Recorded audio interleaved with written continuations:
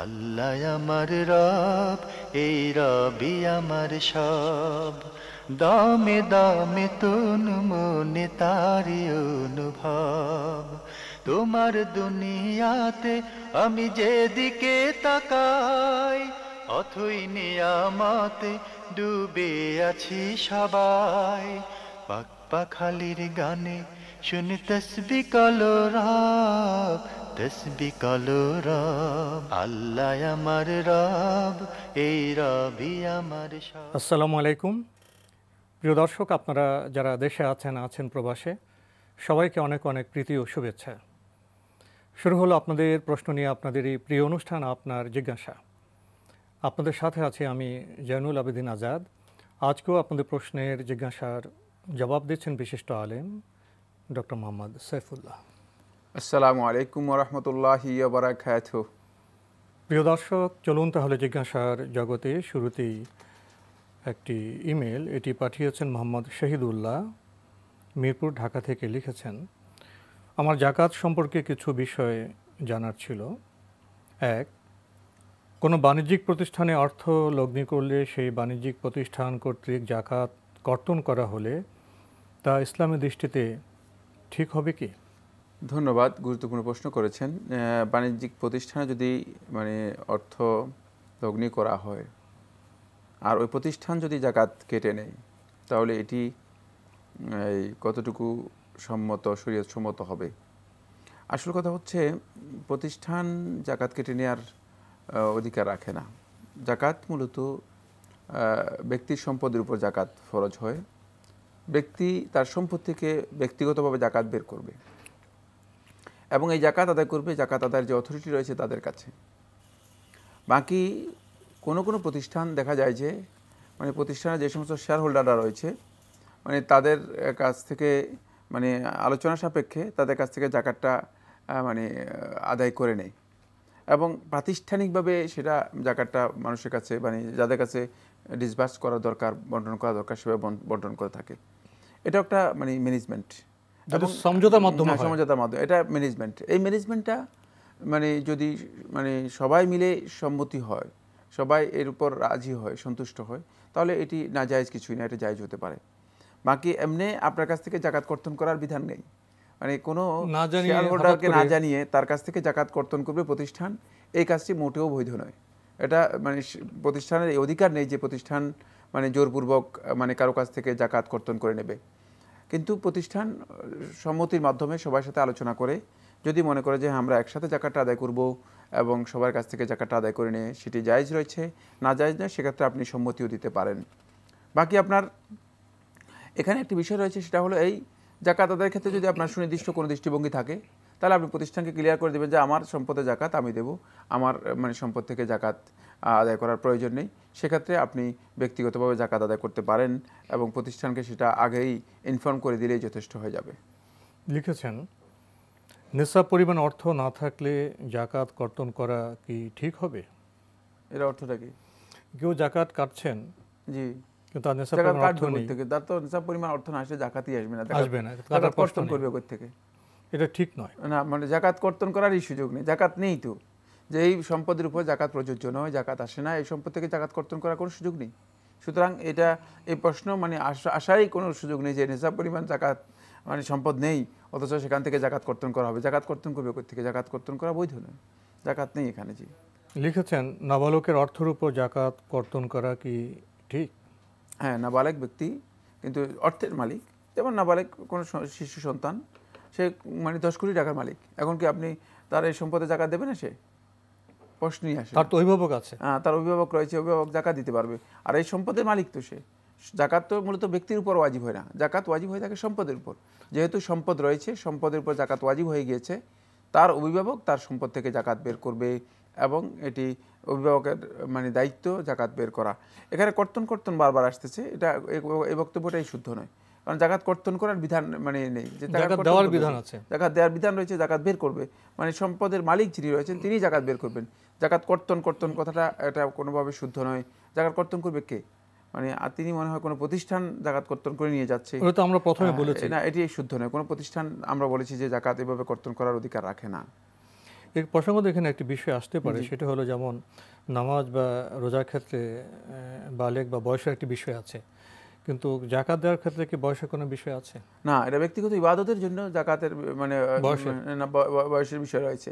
ব্যক্তিগত ইবাদতগুলোর জন্য সেই ইবাদত তো বুঝতে হবে, ইবাদত বুঝার বিষয় রয়েছে। কিন্তু সম্পদের জন্য তো সম্পদ হলেই তার উপর জাকাত এসে যাবে। এই জন্য সম্পদ সম্পদ একটা শিশু মনে করেন 2 কোটি টাকার মালিক হতে পারে না, সম্ভব। এবং 2 কোটি টাকা তার রয়েছে, অভিভাবক যে আছে, অভিভাবক সেখান থেকে জাকাত বের করে দিবে। বাকি শিশু তো এই টাকা মানে টাকা সম্পর্কে জানে না, বুঝার বিষয় নেই। অভিভাবক বা ওয়ালি যিনি আছেন তিনি জাকাতটা বের করবেন, শিশুর পক্ষ থেকে জাকাত বের করে দিবেন। দর্শক, আমরা খুবই গুরুত্বপূর্ণ বিষয়ে অবগত হলাম। আমাদের হাতে আরও একটি ইমেল পাঠিয়েছেন মোহাম্মদ কাসিম, লিখেছেন ফজরের ফরজ সালাতে দোয়া কুনুত পড়া কি সুন্নত? যদি সুন্নত না হয়, ইমাম যদি পড়েন আমি হাত উঠিয়ে আমিন আমিন বলবো, অথবা আমার করণীয় কি দয়া করে জানাবেন? হ্যাঁ, নবী সাল্লাল্লাহু আলাইহি ওয়াসাল্লামের হাদিস দ্বারা প্রমাণিত হয়েছে। ইমাম শাফি রহমতুল্লাহ আলাইহি বলেছেন যে এটি পড়া সুন্নাহ এবং ফজরের ফরজ সালাতের মধ্যে তিনি পড়তেন, এবং তার যারা শাফি মাযহাবে যারা অনুসারী রয়েছে অধিকাংশ অনুসারীরা পড়েন। তবে এটা সুন্নাহ বলতে মানে অব্লিগেটরি নয়, মানে বাধ্যতামূলক কিছুই না, কেউ যদি পড়েন পড়তে পারেন। ইমাম শাফি রহমতুল্লাহ আলাইহি গ্রহণ করেছেন। কিন্তু অন্যান্য উলামায়ে কেরাম বলেছেন যে না, নিয়মিত মানে কন্টিনিউয়াসলি এটা পড়া ফজরের ফরজ সালাতের মধ্যে রাসূলুল্লাহ সাল্লাল্লাহু আলাইহি ওয়াসাল্লামের যে হাদিস রয়েছে, হাদিস দ্বারা এটা প্রমাণিত হয়নি। বরং হাদিসে প্রমাণিত হয়েছে রাসূলুল্লাহ সাল্লাল্লাহু আলাইহি ওয়াসাল্লাম যখন মানে একদল কারি সাহেবকে কোরআনের কেরাতে যারা প্রাজ্ঞ তাদেরকে রাসূল সাল্লাল্লাহু আলাইহি ওয়াসাল্লাম যখন পাঠিয়েছেন একটা সম্প্রদায়ের কাছে, ওকল এবং ওরায়নার কাছে, রাসূল সাল্লাল্লাহু আলাইহি ওয়াসাল্লাম তাদেরকে প্রেরণ করেছেন, তখন তাদেরকে হত্যা করা হয়েছে। তখন আল্লাহ নবী সাল্লাল্লাহু আলাইহি ওয়াসাল্লাম 1 মাস পর্যন্ত তাদের উপর দোয়ায় মানে কুনুতে নাজিলা পড়েছেন, এবং মানে তাদের নাম ধরে ধরে নবী সাল্লাল্লাহু আলাইহি ওয়াসাল্লাম তাদের জন্য বদদোয়া করেছেন। এটি 1 মাস পর্যন্ত রাসূল সাল্লাল্লাহু আলাইহি ওয়াসাল্লাম করেছেন, বাকি রাসূল সাল্লাল্লাহু আলাইহি ওয়াসাল্লাম পরবর্তী সময় কন্টিনিউ করেননি। এখান থেকে বোঝা যায় যে কোনো নাজিলা, কোনো বিপদ বা মুসিবত আসলে মুসলিম উম্মার তারা এই কাজটি বিশেষ সময় করবে, সব সময় করতে হবে, এটি বাধ্যতামূলক নয়। এই বক্তব্যটুকু বিশুদ্ধ, মানে এটাই সহি বক্তব্য যে কোনো কারণে মুসলিম উম্মা যদি বিপদগ্রস্ত হয়, তাহলে মানে মুসলিম উম্মা তাদের বিপদের জন্য আল্লাহ রাব্বুল আলামিনের কাছে এই দোয়া করতে পারেন। তবে কেউ যদি কন্টিনিউয়াস ফর্মে করেন, যেহেতু আল্লাহ নবী সাল্লাল্লাহু আলাইহি ওয়াসাল্লামের সহিহ হাদিস প্রমাণিত হয়েছে এবং একদল উলামায়ে কেরাম এখানে বক্তব্য দিয়েছেন, সেটাও বেদাত হবে না। তবে উত্তম হচ্ছে কন্টিনিউয়াসলি না করা, করতে পারেন। আর সেক্ষেত্রে আপনি যখন দোয়ায় কুনুত অথবা নাজিলা পড়বে, তখন আপনি তাদের সাথে আমিন আমিন বলতে পারেন, তাদের সাথে অংশগ্রহণও করতে পারেন, কোনো অসুবিধা নেই, এটি জায়েজ। আমাদের হাতে আরও একটি ইমেল, এটি পাঠিয়েছেন মিরপুর থেকে শাওন, লিখেছেন আমি অনলাইনে একটা কাজ করি, ওইখানে আমাকে পয়েন্ট কালেক্ট করতে হয়, কাজ করার মাধ্যমে একটা নির্দিষ্ট অ্যামাউন্ট হলে পে করে। এখন বেশি তাড়াতাড়ি কালেক্ট করার জন্য ওদের একটা অপশন থাকে, যা কান্ট্রির আইপি অ্যাড্রেস থাকলে কাজ করে না, কিন্তু অন্য দেশের আইপি অ্যাড্রেসে কাজ করে। এখন একটা সফটওয়্যারের মাধ্যমে অন্য দেশের আইপি ইউজ করে যদি আমি তাড়াতাড়ি বেশি পয়েন্ট কালেক্ট করি, তাহলে কি আমার আয় হারাম হবে? যদি মানে আইপি মানে অন্য দেশের আপনি কালেক্ট করেন, আর সেটা যদি সঙ্গত না হয়, মানে তাদের নিয়ম অনুযায়ী সঙ্গত না হয়, তাহলে আপনার এই কাজটি অশুদ্ধ হবে, ভুল হবে, এখানে প্রতারণার আশ্রয় নিয়েছেন। মানে প্রতারণার কারণে আপনার প্রতারণাটুকু শুদ্ধ নয়, জায়েজ নয়। আর যদি জানিয়ে করে, অবগতির মধ্যে করে, হ্যাঁ মানে আর যদি নিয়ম অনুযায়ী যেটা হয় সেটা হচ্ছে মানে আপনি যেভাবেই কালেক্ট করেন, আপনি যে কোনো দেশের আইপি মানে ব্যবহার করে কালেক্ট করেন, সেই সুবিধা থাকে, সেই সুবিধা থাকে, তাহলে আপনার এই ইনকামও জায়েজ এবং আপনার এই কাজটাও জায়েজ। এখানে প্রতারণার বিষয় নেই, এখানে প্রতারণার বিষয় নেই। তাই এটা খেয়াল রাখতে হবে যে আসলে আপনার কতটুকু বৈধতার অনুমোদন আছে, সেটার উপর নির্ভর করে আপনার এই কাজটি মানে বৈধতা লাভ করবে। বিধিবিধান নিয়ম শৃঙ্খলার মধ্যে তো এটা জানা যাবে। আমরা এবার একটি চিঠি আপনাদের সামনে পেশ করছি। এই চিঠিটি পাঠিয়েছেন সাজেদা খাতুন, পলাশপাড়া, চুয়াডাঙ্গা থেকে, লিখেছেন ব্যবহৃত স্বর্ণ বা রৌপ্যে জাকাত দিতে হবে না, তাহলে কি মহিলাদের সমস্ত স্বর্ণ যদি গহনা হয় এবং কিছু গহনা সবসময় পরা হয় এবং কিছু গহনা পরা হয় না বললেই চলে, অনেক বছর পর হয়তো একদিন পরা হলো, তাহলে কি বিধান প্রযোজ্য? একটি হাদিসে পড়েছিলাম, এই মুহূর্তে হাদিসটা পেলাম না, তাহলে উল্লেখ করতাম। হাদিসটি এমন ছিল, কোন এক মহিলা সাহাবীর হাতের চুড়ি দেখে নবী সাল্লাল্লাহু আলাইহি ওয়াসাল্লাম বললেন, তোমার এই বালাগুলো যাকাত দেবে? ভুল হতে পারে, ভুল হলে ক্ষমা করবেন। তিনি প্রশ্ন করেছেন যে মহিলাদের ব্যবহৃত স্বর্ণের যাকাত হয় কিনা। এই মাসআলার মধ্যে আমরা বলেছি যে দুটি মত রয়েছে, বা তিনটি, অনেকগুলো মত রয়েছে। বাকি প্রসিদ্ধ মত রয়েছে দুটি। একদল উলামায়ে কেরাম বলেছেন জাকাত আসবে, আরেকদল উলামায়ে কেরাম বলেছেন জাকাত আসবে না। কিন্তু শরীয়তের মূল যে সমস্ত উসুল রয়েছে, মূলনীতি রয়েছে, যে সমস্ত মূলনীতির উপর মূলত ইসলামী শরীয়ত প্রতিষ্ঠিত, সেই মূলনীতিগুলোকে সামনে রেখে যদি আমরা বলি, তাহলে দেখব যে মূলত ব্যবহৃত স্বর্ণের জাকাত নেই। ব্যবহৃত কোনো বস্তুরই জাকাত নেই, গাড়ির জাকাত নেই, বাড়ির জাকাত নেই, কোনো কিছুরই ব্যবহৃত জাকাত নেই, এবং কি স্বর্ণেরও জাকাত নেই। কারণ স্বর্ণ নয়, এটি মূলত এটা অলংকার। খেয়াল রাখতে হবে স্বর্ণ আর অলংকারের মধ্যে পার্থক্য। স্বর্ণ বার মজুদ করে তাহলে অবশ্যই জাকাত আসবে। জি, এখানে যে বিষয়টি খুবই গুরুত্বপূর্ণ সেটা হচ্ছে এই এটাকে আমরা ব্যবহৃত স্বর্ণ অলংকারের মহিলাদের জাকাত নেই, এটাকে আমরা প্রাধান্য দিয়েছি। এটি আমরা মনে করি যাকে বিশুদ্ধ বক্তব্য। এটা অধিকাংশ ওলামায়ে কেরামের বক্তব্য, বেশিরভাগ ওলামায়ে কেরাম বক্তব্য দিয়েছেন, এবং বেশিরভাগ আহলে হাদিসের বক্তব্য হচ্ছে এটাই। বেশিরভাগ এই যুগের গবেষক যারা রয়েছেন তাদের বক্তব্য এটাই, যে এতে জাকাত নেই। বাকি রয়ে গেছে সেটা হলো ব্যবহৃত বলতে কি বোঝায়, এটা আপনি এখানে প্রশ্ন করেছেন। ব্যবহৃত বলতে যেই স্বর্ণ অলংকার ব্যবহার করা হয় থাকে, আর যেটা ব্যবহারের জন্য রেখে দেওয়া হয়েছে, কোন সময় ব্যবহার করা হয়, কোন সময় ব্যবহার করা হয়, সবটাই এর মধ্যে অন্তর্ভুক্ত। ছোট গহনা বেশি ব্যবহার হয়, বড় গহনাগুলো অকেশনালি ব্যবহার হয়। যেটাই হোক না কেন, যেটা ব্যবহারের জন্য রেখে দেওয়া হয়েছে, এটা ব্যবহৃত অলংকারের মধ্যে আসবে, এবং এর উপর জাকাত আসবে না, এর উপর জাকাত আসবে না। এই মাসআলাটি নিয়ে আলেমদের মধ্যে বিতর্ক থাকলেও, যেহেতু জাকাত বের করার কোনো সুযোগ মূলত এই সম্পদের মধ্যে নেই, একদিক থেকে এতে জাকাত আসবে যারা বলেছেন, তারাও এই কথা বলতে পারবে না যে জাকাতটা দিবে কোত্থেকে। একটু গহনা জাকাত দিব, তো গহনা ভাঙতে হবে, জাকাত দিব, তাহলে এটা আর গহনা কোনদিন থাকবে না, গহনা থাকবে না। সুতরাং এই প্রশ্নই আসবে না যে এটা মূলত গহনা ভেঙে জাকাত দিলে তাহলে গহনা নয়, এটা গহনা আর থাকলো না। তার এই জাকাতটা বের করবে কোত্থেকে, এই বক্তব্যটুকু মূলত যারা বলেছেন জাকাত দিতে হবে তারা কোথাও বের করতে পারে না। কারণ জাকাত ওয়াজিব হওয়ার জন্য শর্ত হচ্ছে যেই সম্পদ থেকে জাকাত বের করা যায় সেই সম্পদের উপর জাকাত ওয়াজিব হয়ে থাকে, ওই সম্পদ থেকে জাকাত বের করতে হবে। কারণ জাকাত বের করার মতো আপনার কাছে কিছুই নেই, তাহলে আপনি কই থেকে জাকাত দেবেন? আপনি ওই সম্পদ বিক্রি করে দেবেন, তাহলে এটা অলংকার আর থাকলো না। আপনি যদি এই সম্পদ ভেঙে ফেলেন, তাহলে এটা আর অলংকার থাকলো না, তাহলে তো আপনার এই অলংকার আর অলংকারই থাকলো না। সুতরাং এখানে অত্যন্ত গুরুত্বপূর্ণ একটা সূক্ষ্ম বিষয় রয়ে গিয়েছে, যে বিষয়টি মূলত যারা বলেছেন যে জাকাত ওয়াজিব হবে তাদের কাছে স্পষ্ট হয়নি। আমরা দ্বিতীয় যে মাসআলাটি তিনি উল্লেখ করেছেন সেটা হলো, তিনি একটা হাদিসের কথা উল্লেখ করেছেন।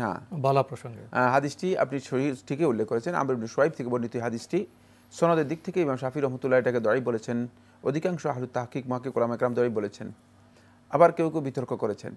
যাই হোক, এর সমস্ত হাদিসগুলোকে একসাথ করলে আমাদের কাছে স্পষ্ট হয়েছে এর সনদ এবং মতন দুটির মধ্যেই গ্রহণযোগ্যতা নেই, এবং এটি মূলত বিতর্কিত একটি হাদিস।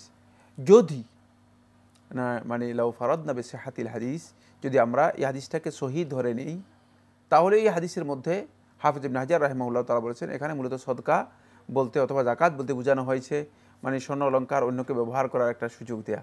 এবং অলংকার আছে আপনার কাছে, আপনি আপনার কাছের যারা আছে তাদেরকে ব্যবহার করতে সুযোগ দিলেন। এটাকে ইমাম ইবনে হাজার রাহিমাহুল্লাহ তাআলা ফাতহুল বারীর মধ্যে উল্লেখ করেছেন, এর দ্বারা মাকসুদ হচ্ছে মূলত ইআরাতুহা, এটাকে ব্যবহার করার সুযোগ দেয়া।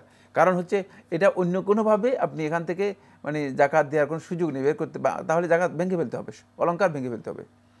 3 নম্বর যে বিষয়টি সেটা হলো এই হাদিসের মধ্যেই স্পষ্ট এটি বোঝা যাচ্ছে যে আল্লাহ নবী সাল্লাল্লাহু আলাইহি ওয়াসাল্লাম তাকে যে সদকার কথা বলেছেন, এখানে সদকা বলতে নফল সদকা, অতিরিক্ত সদকার কথা বুঝিয়েছেন। ফলে সেই মহিলা ওই বালাটুকু রাসূল সাল্লাল্লাহু আলাইহি ওয়াসাল্লামের কাছে দিয়ে সে চলে গিয়েছেন, তো জাকাত তো তিনি দিলেন না। এটা তো বালা দিয়ে দেওয়া, তো আর জাকাত দেওয়া নয়, তাহলে এটা দান হতে পারে, এটা দান করে দিয়ে চলে গেছেন। 4 নম্বর যেটি ওই হাদিসের মধ্যে দুইটি বালা কি এতটুকু পরিমাণের, যার উপর নিসাব আল্লাহ নবী সাল্লাল্লাহু আলাইহি ওয়াসাল্লাম ওজন করে দেখেছেন যে নিসাব হয়ে গিয়েছে, জাকাত ফরজ হয়েছে, প্রশ্নই আসে না। কারণ নিসাব তো স্বর্ণের জন্য জাকাত ওয়াজিব হওয়ার জন্য নিসাব শর্ত 7.5 ভরি, 7.5 ভরি। সুতরাং এটি নিসাবের বিষয়টি আল্লাহ নবী সাল্লাল্লাহু আলাইহি ওয়াসাল্লাম এখানে উল্লেখ করেন নাই থেকে বোঝা যাচ্ছে। যাই হোক, এ বিষয়ে অনেক বই লেখা হয়েছে, অনেক গবেষণা হয়েছে, কিন্তু বিশুদ্ধ গবেষণা যেটি সেটি হচ্ছে এখানে জাকাত দেওয়ার কোনো স্কোপই নেই, জাকাত আদায় করার সুযোগ নেই। তাই আমরা মনে করে থাকি যে এখানে জাকাত ওয়াজিব হবে না, এবং যে হাদিসগুলো রয়েছে সবগুলো আমি একসাথ করে দেখেছি, এগুলো বিতর্কিত, গ্রহণযোগ্য নয়। আপনি আরও প্রশ্ন করেছেন, লজ্জাস্থান স্পর্শ করলে কি অজু ভেঙে যায়? কাপড়ের উপর দিয়ে যদি স্পর্শ করা হয় তাহলে কি অজু ভেঙে যাবে? হ্যাঁ, লজ্জাস্থান যদি কেউ কাপড়ের উপর সরাসরি স্পর্শ করে থাকে, সেই হাদিস দ্বারা প্রমাণিত হয়েছে তার উজু নষ্ট হয়, তার উজু নষ্ট হয়ে যাবে, তিনি উজু করবেন। কিন্তু যদি কাপড়ের উপর দিয়ে স্পর্শ করে থাকেন অথবা অন্য কোনোভাবে স্পর্শ করে থাকেন তাহলে এতে উজু নষ্ট হবে না। এই দুইয়ের মধ্যে একটু পার্থক্য রয়েছে। মানে মূলত মানে এর মাধ্যমে যে কোনো ধরনের মানে লজ্জাস্থান স্পর্শ করার মাধ্যমে যে কোনো ধরনের উজু ভঙ্গের কারণ সেখানে সংঘটিত হতে পারে। এই কারণটাকেই মূলত উজু ভঙ্গের হুকুম হিসেবে আল্লাহ নবী সাল্লাল্লাহু আলাইহি ওয়াসাল্লাম আখ্যায়িত করেছেন। লিখেছেন, স্কুলে ভর্তি করানোর সময় কিংবা জন্ম নিবন্ধন করার সময় ছেলে মেয়েদের যে বয়স কমিয়ে দেওয়া হয়, এটা কি ঠিক হয়? এটা কীভাবে ঠিক হবে? এটা একটা মিথ্যাচার করা হলো।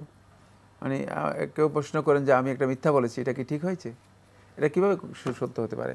ছেলে মেয়ের বয়স চেয়েছে আপনার কাছে, যেই বয়স জন্ম তারিখ যখন তখনই উল্লেখ করবেন।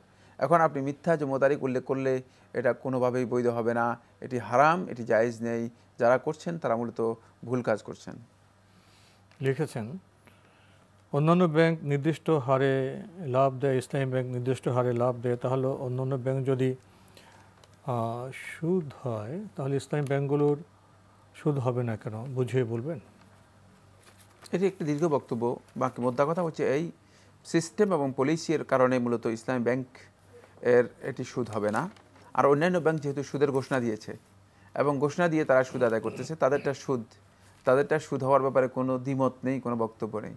যেহেতু ইসলাম ব্যাংক মূলত সুদ সম্পূর্ণরূপে পরিহার করেছে, সুদকে অ্যালাউই করে নেই, এবং লেনদেন এবং পলিসির মধ্যে সিস্টেমের মধ্যে কোথাও সুদের সিস্টেম রাখে নাই, ফলে এটা সুদ হওয়ার কোনো সুযোগ নেই। আসলে জিনিসটা পার্থক্যটা খুবই সূক্ষ্ম। মানে পার্থক্য অনেক দীর্ঘ লম্বা পার্থক্য, ব্যাপারটি এমন নয়। মানে পার্থক্য একই জিনিস, দেখতে একই। একটা হচ্ছে বৈধ সন্তান আর হচ্ছে অবৈধ সন্তান। বৈধ সন্তান কি? শুধুমাত্র আপনি মানে বৈধ বিয়ের মাধ্যমে কবুল বলেছেন, এরপরে বিয়ে করেছেন, বৈধ সন্তান। কবুলও বলেন নাই, বিয়েও করেন নাই, কিন্তু সন্তান হয়েছে, এটা হলো অবৈধ সন্তান। দুইয়ের মধ্যে ছবি চেহারা কোনো পার্থক্য আছে না? কি আছে? কিন্তু একই জিনিস। এই জন্য সুদ আর লাভ দুটি কিন্তু মানে জিনিস একই। পার্থক্য হয়েছে সিস্টেম এবং পলিসির মধ্যে। সিস্টেম এবং পলিসির মধ্যে ভুল থাকার কারণে অন্যান্য ব্যাংকিংয়ে যেহেতু তারা সুদ ঘোষণা করেছে সেটা সুদ, আর যেহেতু ইসলামিক ব্যাংকিং সিস্টেমের মধ্যে মূলত এটা নেই, তারা কোনোভাবেই এটাকে সুদ ঘোষণা করেনি এবং তাদের পলিসির মধ্যে সুদের কোনো লেনদেনই রাখা হয়নি, ফলে এটা সুদ হওয়ার কোনো সুযোগ নেই। যদি আমরা কখনো বলতে গিয়ে এভাবে বলে ফেলি যে সুদ এবং লাভ একই, তাহলে আমাদের দর্শক ভুল বুঝতে পারেন। আসলে বৈধ অবৈধের প্রশ্ন ছাড়াও আপনার সুদী যে সিস্টেম আর ইসলামী ব্যাংকের সিস্টেমের মধ্যে প্রক্রিয়াগত, লক্ষ্যগত, কাঠামোগত পার্থক্য তো আছেই। না, ওইটাই তো আমরা বলেছি যে মানে সিস্টেম এবং পলিসির মধ্যে তো পার্থক্য অবশ্যই রয়েছে। তাহলে তো কোনো এক হবে না দুটো। না, সিস্টেম এবং পলিসির মধ্যে তো পার্থক্য অবশ্যই রয়েছে, কিন্তু বাস্তবতার দিক থেকে যেটা লাভ এবং সুদ সেটা তো মূলত একই, মানে দেখতে একই জিনিস, মানে অঙ্কের হিসেবে অঙ্কের দিক থেকে একই জিনিস, কিন্তু পুরো প্রক্রিয়াই তো আলাদা। না, সম্পূর্ণ লক্ষ্য আলাদা, উদ্দেশ্য সম্পূর্ণ ভিন্ন। মানে সেটা হচ্ছে মানে আমরা জিনিসটা স্পষ্ট করেছি যে সেটা হচ্ছে সিস্টেম এবং পলিসি এর পরিবর্তনের কারণে মূলত এর হুকুমের মধ্যে পরিবর্তন দেখা দিয়েছে। এই কারণে আর এখানে কোনো সুদ অ্যালাউই করা হচ্ছে না, আর ওখানে সুদ ঘোষণা করা হচ্ছে। দুইয়ের মধ্যে পার্থক্য নেই। বোন সাজেদা খাতুন, আপনি সবশেষে লিখেছেন, সন্তানদের কোরআন হাদিসে জ্ঞান দান করা ফরজ, স্কুলে পড়ালে তো কোরআন হাদিসের সম্পূর্ণ জ্ঞান পাবে না। আমি চাই আমার সন্তান একজন পরিপূর্ণ মুসলিম হবে, আংশিক নয়। কিন্তু আমার স্বামী এ ব্যাপারে একেবারেই আগ্রহী নন। কোন ধরনের প্রতিষ্ঠানে পড়ালে একজন পরিপূর্ণ মুসলিম হতে পারে? পরকালীন জবাবদিহিতার হাত থেকে বাঁচার জন্য মা হিসেবে এখন আমার ভূমিকা কি হতে পারে? পরামর্শ দিলে কৃতজ্ঞ থাকব। আপনি ভালোই বলেছেন। সেটা হচ্ছে যে সন্তানকে ইসলামের জ্ঞান দেওয়া ফরজ, এটি ঠিকই বলেছেন। সন্তানকে আপনি ইসলামের জ্ঞান দেওয়ার জন্য সর্বোচ্চ চেষ্টা করতে পারেন, প্রাতিষ্ঠানিকভাবে ও অপ্রাতিষ্ঠানিকভাবে, দুইটাই জায়েজ। মানে জ্ঞান দেওয়ার জন্য শর্ত নয় যে প্রাতিষ্ঠানিকভাবে জ্ঞান দিতে হবে, কিন্তু আপনি যদি প্রাতিষ্ঠানিকভাবে দিতে পারেন সবচেয়ে বেশি ভালো কাজ করলেন, সবচেয়ে উত্তম কাজ করলেন, এবং আপনি আখিরাতের মুক্তির পথকে আপনি উন্মুক্ত করতে পারলেন। প্রাতিষ্ঠানিকভাবে আপনি যে সমস্ত প্রতিষ্ঠানগুলো ইসলামিক এডুকেশান মানে সার্ভ করছে তাদের যে কোনো একটা প্রতিষ্ঠানে ভালো প্রতিষ্ঠান দেখে, দেশে অনেক প্রতিষ্ঠান আছে, সেগুলো থেকে আপনি যে কোনো একটা প্রতিষ্ঠানকে চুজ করে নিতে পারেন এবং সেখানে আপনি আপনার সন্তানকে দিতে পারেন। আর যদি মনে করেন যে আপনি যেহেতু আপনি আরেকটা কথা উল্লেখ করেছেন, সেটা হচ্ছে এই যে আপনার স্বামী মূলত তিনি মানে ইসলামিক শিক্ষা দিতেই মানে যাচ্ছেন না, মানে আগ্রহী নন, তাহলে সেক্ষেত্রে আপনি স্বামীর সাথে কতটুকু মানে পারবেন বা কতটুকু মানে তার সাথে আন্ডারস্ট্যান্ডিংয়ে আসবেন সেটা ভিন্ন বিষয়। সেক্ষেত্রে যে কাজটি আপনি করতে পারেন সেটা হচ্ছে অপ্রাতিষ্ঠানিকভাবে তাকে ইসলামিক নলেজ দেওয়ার জন্য ভালো ব্যবস্থা নিতে পারেন, সেটা অপ্রাতিষ্ঠানিক যে পদ্ধতিগুলো আছে সেগুলো গ্রহণ করতে পারেন। তো আজকে আমাদের এখানে শেষ করতে হচ্ছে। আপনাকে অনেক ধন্যবাদ। আপনাকে অশেষ ধন্যবাদ। বোন, আপনি সামর্থ্য অনুযায়ী চেষ্টা করলে ইনশাল্লাহ আপনি মুক্তি পেয়ে যেতে পারেন। প্রিয় দর্শক, চিঠি লিখুন, প্রশ্ন পাঠান আমাদের ঠিকানায়। পরিচালক আপনার জিজ্ঞাসা, এনটিভি, বিএসসি ভবন, 7ম তলা, 102 কাজী নজরুল ইসলাম এভিনিউ, কারওয়ান বাজার, ঢাকা 1215। আপনারা ইমেলও করতে পারেন। আমাদের ইমেল অ্যাড্রেস আপনার জিজ্ঞাসা @ntvbd.com। দর্শক, আপনারা আমাদের অনুষ্ঠানে এনটিভি অনলাইনেও দেখতে পারবেন। ভিজিট করুন www.ntvbd.com। দর্শক, আপনারা সবাই নিরাপদে থাকুন শান্তিতে। আসসালামু আলাইকুম। আমার রব, এই রবি আমার সব, দামে দামে তুন মনে তারি অনুভব। তোমার দুনিয়াতে আমি যেদিকে তাকাই, অথই নিয়ামতে ডুবে আছি সবাই।